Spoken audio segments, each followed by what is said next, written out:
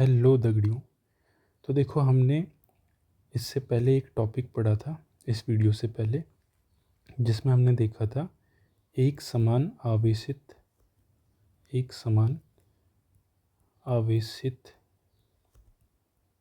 Plate की वजह से, एक समान आवेशित जो प्लेट है उसकी वजह से अगर आप विद्युत क्षेत्र की तीव्रता निकालते हो तो उसका फॉर्मूला होता है सिग्मा अपॉन 2 एप्सिलॉन नॉट।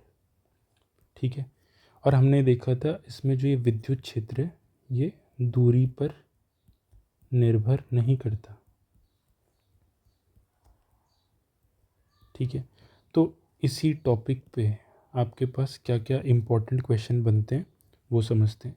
तो ये दो क्वेश्चन है हमारे पास, एक पहला क्वेश्चन ये है और दूसरा क्वेश्चन ये है। तो देखो, आपसे ये पूछा है कि आपको क्या करना है, विद्युत क्षेत्र की तीव्रता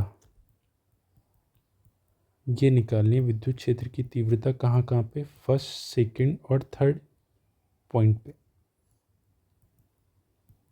ठीक है। इन तीनों बिंदु पे आपको क्या निकालनी है, विद्युत क्षेत्र की तीव्रता निकालनी है।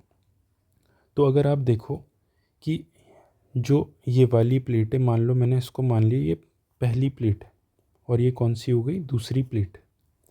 तो दोनों प्लेट अभी कैसी हैं, धनावेशित हैं, और दोनों पे जो आवेश का पृष्ठ घनत्व है कितना गिवन है अपने को, सिग्मा, दोनों के लिए समान है। तो आप देखो, पहली वाली प्लेट से जो विद्युत क्षेत्र बनेगा वो जाएगा बाहर की तरफ। तो मान लो मैं फर्स्ट पॉइंट पे अगर देखूं तो फर्स्ट पॉइंट पे विद्युत क्षेत्र पहली वाली प्लेट की वजह से बनेगा इधर, इसको नाम दे दिया E1। और जो सेकंड वाली प्लेट है उसकी वजह से बनेगा बाहर की तरफ, मतलब इस तरफ, E2। ठीक है। लेकिन दोनों का अगर पृष्ठ घनत्व समान है तो जो E1 और E2 अगर आप निकालते हो, अगर मैं E1 निकालूं या फिर E2, दोनों की वैल्यू समान आ जाएगी, क्योंकि दोनों की वैल्यू निकालने पे, क्योंकि दोनों का पृष्ठ घनत्व कैसा दे रखा है अपने को, सिग्मा। तो आंसर आपके पास क्या आ जाएगा, सिग्मा अपॉन 2 एप्सिलॉन नॉट।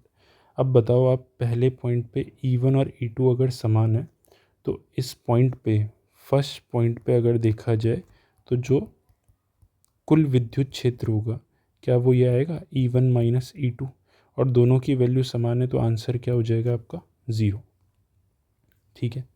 इसी तरीके से आप देखो, दूसरे पॉइंट पे देखना है आपको, दूसरे बिंदु पे अगर आप पहले वाले से देखते हो तो विद्युत क्षेत्र बनेगा किस तरफ, बाहर की तरफ।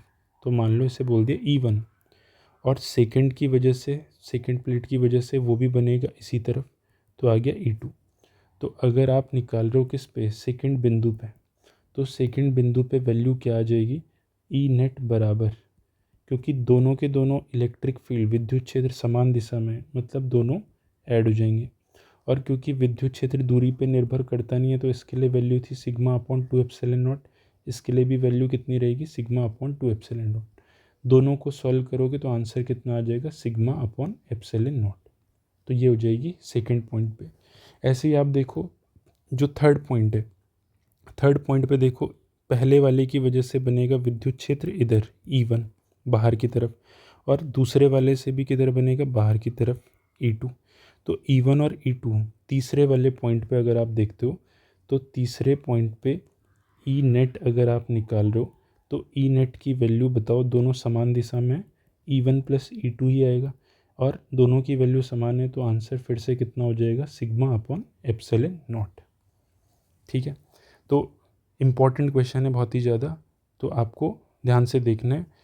दोनों अगर धनावेशित प्लेट है तो बीच वाले बिंदु पे जो आपका विद्युत क्षेत्र आएगा वो 0 आएगा, और बाकी के बाहर वाले जो बिंदु हैं वहाँ पे आपके पास जो आंसर आएगा वो कितना हो जाएगा, वो आएगा सिग्मा अपॉन एप्सिलॉन नॉट। ठीक है। अब देखते हैं दूसरा क्वेश्चन। दूसरे क्वेश्चन में देखो आप कि वही पूछ रहा है, सेम चीज़ है अपने पास, लेकिन अगर मान लो मैं ये बोलूँ, अभी इस वाली धनावेशित प्लेट को हमने बोला फर्स्ट प्लेट, और ये कौन सी है, सेकंड। तो पहली वाली प्लेट की वजह से अगर पहले पॉइंट पे देखोगे तो विद्युत क्षेत्र बनेगा इस दिशा में, E1, और नेगेटिव से उसी की तरफ खींचेगा, इसका मतलब E2 ये बन के आ गया। अभी आप E1 की वैल्यू निकालो या E2 की वैल्यू निकालो, देखो दोनों पे जो पृष्ठ घनत्व है वो प्लस सिग्मा है, माइनस सिग्मा है। तो माइनस का मतलब धनावेशित है प्लेट, लेकिन जब आप विद्युत क्षेत्र निकालते हो तो ये नेगेटिव साइन तो कंसीडर करना नहीं होता है, मतलब पृष्ठ घनत्व तो दोनों पे समान ही है, बस उन दोनों का क्या है, एक पे धनावेश है एक पे ऋणावेश है। तो E1 बराबर E2 और इनका आंसर मिला के कितना आएगा, सिग्मा अपॉन 2 एप्सिलॉन नॉट। तो अगर आप पहले पॉइंट पे फर्स्ट बिंदु पे कुल विद्युत क्षेत्र निकालते हो तो कुल विद्युत क्षेत्र की वैल्यू कैसे निकालोगे, E1 प्लस E2 से। और E1 प्लस E2 का मतलब हो गया सिग्मा अपॉन 2 एप्सिलॉन नॉट, क्योंकि दोनों की दिशा समान है, और यहाँ पे भी सिग्मा अपॉन 2 एप्सिलॉन नॉट। तो आंसर कितना आ जाएगा, सिग्मा अपॉन एप्सिलॉन नॉट। ये पहले बिंदु पे आ गया।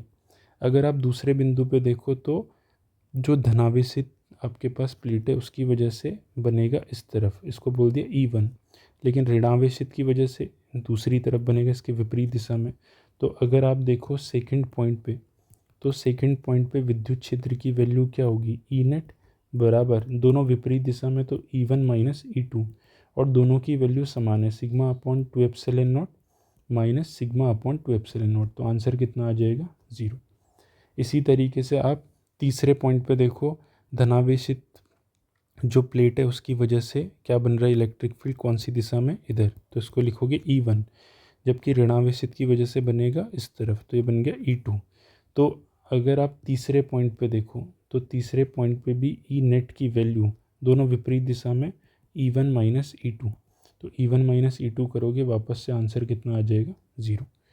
तो इस तरीके के हमारे पास क्वेश्चन आते हैं, इसमें आपको वैल्यू दी होती है इनकी, लेकिन हमने ये सिर्फ समझने के लिए अभी क्वेश्चन की है कि आपके पास क्वेश्चन का जो पैटर्न रहेगा वो कैसा आएगा।